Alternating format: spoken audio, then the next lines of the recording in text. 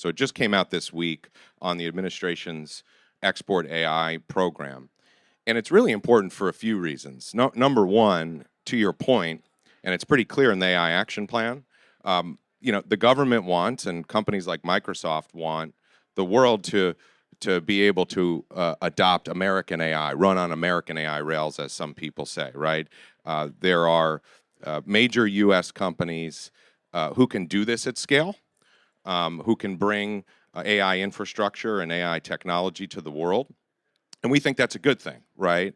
Diffusing American AI around the world, infrastructure, AI tools, AI skilling is critical, right? We want to make sure that this technology is used for good. It helps people and can help grow economies. One of the most critical things that the Export AI program could do is leverage the U.S. government's various tools. They're talking about using vehicles like the XM Bank, like the Development Finance Corporation, to bring AI to parts of the world that may not have it yet, right?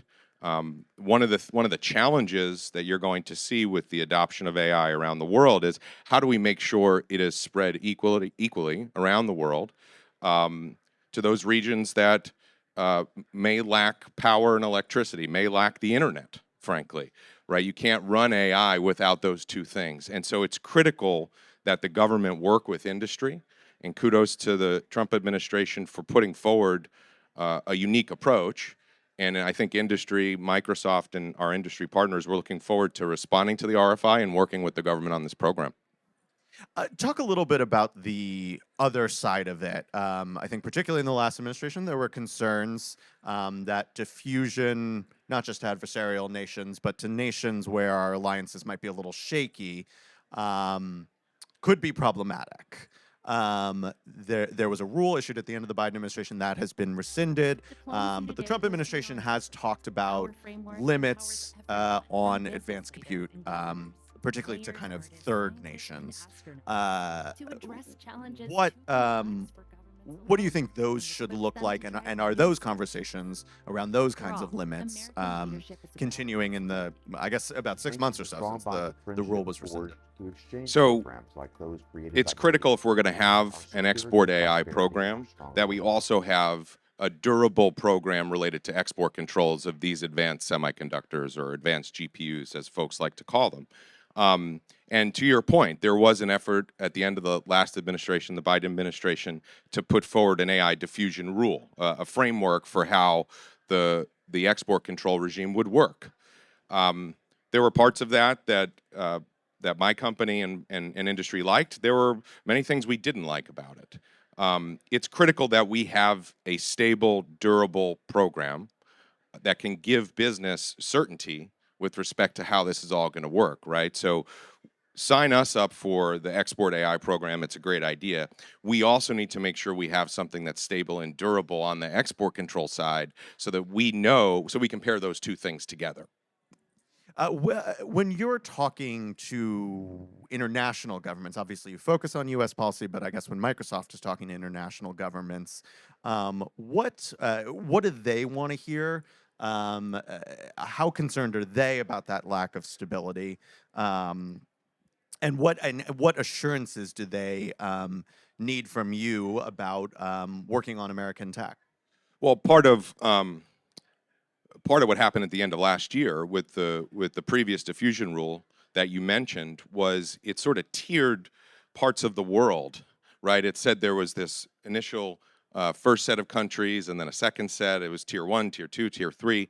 You can imagine that there were certain allies of the United States, certain countries where companies like mine are investing and want to bring AI infrastructure and AI tools. They didn't really like that, right? Nobody likes to be tier 2.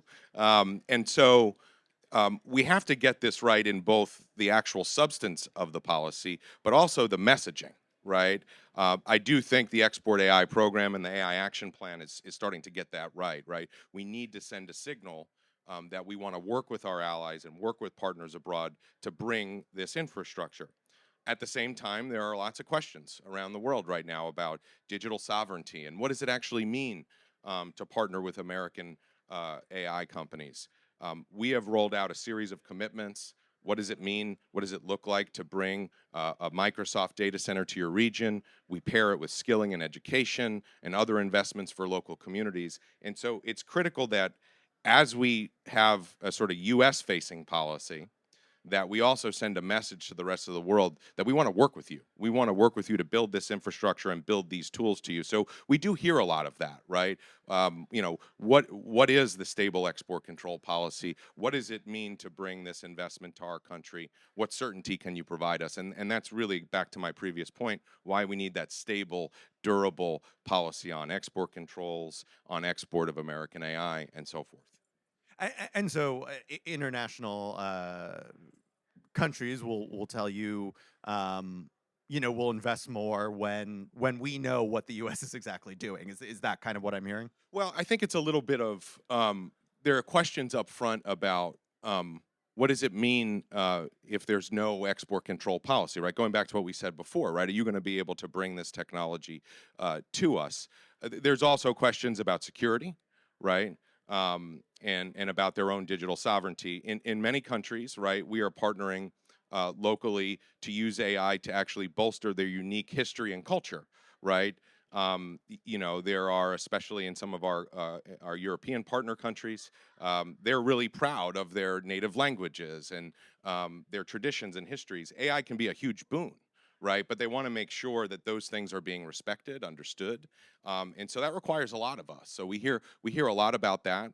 And again, it comes back to this certainty as a partner, and that's why we need that stable U.S. policy. Want to check the room for some questions, perhaps for Jerry, but we could talk about this all day. So, coffee still kicking in? All right. Let's talk about what I focus on every day, Congress. You were a creature of Congress for more than a decade. What are the most important things that Congress can do, I think, to bring some of that stability that you're talking about that allows the world to get on the American rails? Yeah. Well, there's a few things, and it's good to see that there are bipartisan green shoots in a number of areas, right? So at the end of the last Congress, there was a series of bills, bipartisan AI bills that passed out of the Senate Commerce Committee. There were a number of similar bills in the House around codifying the what's now known as the CASI, the Center for AI Innovation at NIST. That's critical, right? We need there to be a center where technical experts can work with their colleagues around the world on AI standards and AI measurement science. It's a little wonky, but it's critical, right? We don't want one version of what it means to red team an AI model in the United States, another version in Japan, another version in Europe. Those institutes should work together on those types of things. So Congress leaning in on that would be critical. There's also a debate, as we mentioned before, going on around export controls. If Congress were to actually put forward something that would provide some stability and put their imprint on it, I think we would strongly support that. Right? There's a debate going on right now about the GAIN AI Act, and it's embedded in the Senate bill. I know they're still debating the terms of that legislation. That would be another one. And then finally, AI skilling and AI adoption is critical here, right?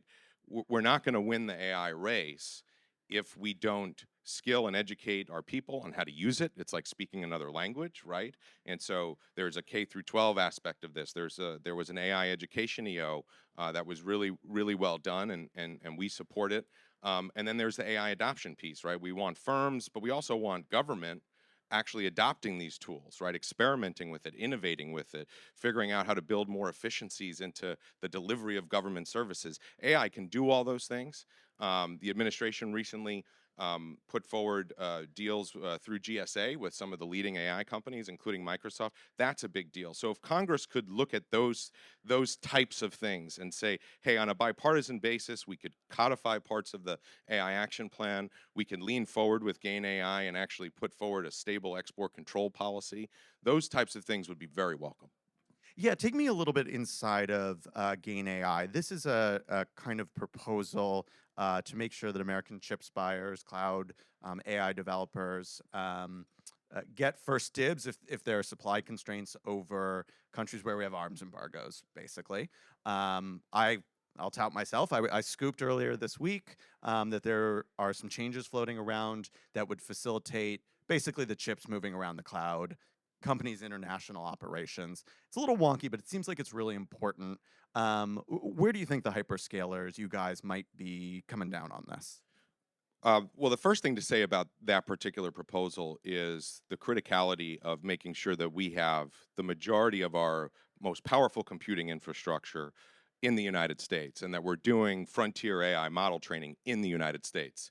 For Microsoft, both of those things are true, right? We are, right now, we just announced a few weeks ago in the state of Wisconsin, we're building what we believe is the most powerful AI data center in the world.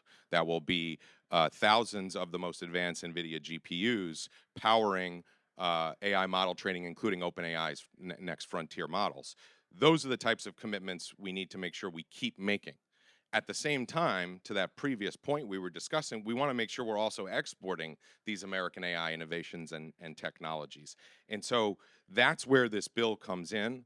The initial version met some skeptics in industry, the trade associations and companies and others. And I think they've made some tweaks to it that, if they hold, based on our initial assessment, would actually be really positive because you would then have a policy in place where we were making sure we keep as much of that advanced compute that we need in the United States, but at the same time creating a pathway for those American companies to build and export American AI around the world to our allies and partners. Yeah, absolutely. We'll do another check in the audience here. Yeah, everyone's feeling a little more comfortable. Jerry, how does the U.S. maintain its competitive edge over China? I mean, China. There's lots of stories out there about how China's, looking like it's going to take advantage of a lot of situations to gain a leadership position.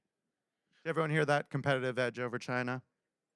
I think it's some of the things I just mentioned, right? So making sure that we're making the investments in the most advanced AI infrastructure and AI model training. So our Wisconsin example there is a good one. So we have to keep that edge. We have the most advanced semiconductors and AI training tools, right? So we have to make sure that on the model front, on the innovation front, we keep doing what we've been doing. But we also need to make sure, to the earlier point, that we're doing the skilling and the education work and the adoption work, right? It is now mandatory in some parts of China that students take AI education. They want their people to be AI fluent. We're not going to likely do something like that here, but we do have a framework in the AI education EO and the work that my company and others are doing to bring AI to the education setting, right? K through 12, community, higher ed. For example, we have a partnership. Trade. Say again? Trade school. Trade school. Should never forget the trade schools. Very important. We have a partnership with the American Federation of Teachers. We have a partnership with the National Building Trades. We are helping them right now learn how and adopt how to use AI tools in their particular profession, right? It's amazing. I actually visited a teacher center in New York City, where Ben and I are both from, over the summer, and the teachers that are teaching other teachers how to use AI are amazing. They frankly know more about how to use Copilot than I do. And so I was really impressed, and we've got to scale that work. So it's partnerships like that. It's national policy that will enable partnerships like that and investments like that. We have to do not just the innovation piece, we've got to do the education and the skilling piece to compete. Gentlewoman back there. Sure. I'll repeat your question.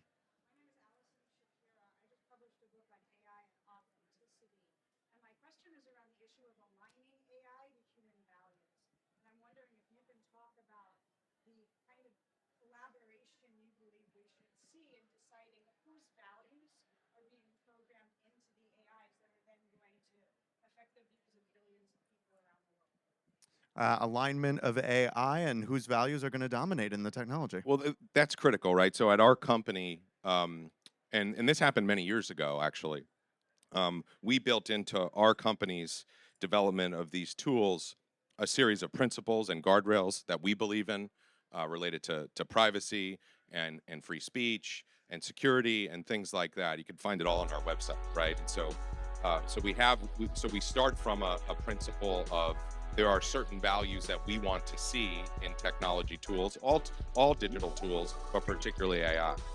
The other thing that we do that's really important is we have a series of internal processes.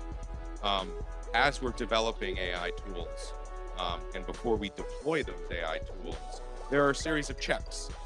There are a series of processes where we have really smart people who are working with the AI, working with the AI developers to say, hey, look, it's outputting certain things, right?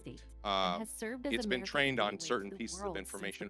What does that actually mean?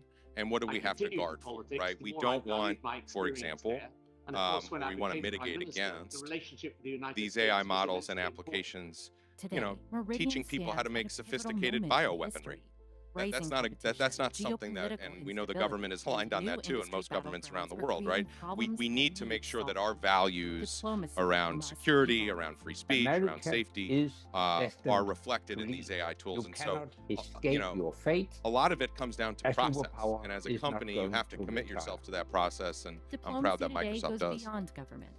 We're already coming to time, but if anyone from has business leaders and governors to mayors, artists, scientists, and astronauts to address challenges too complex Thank for you all for governments being alone here, and equips them to drive Thanks, new everyone. solutions. After all, American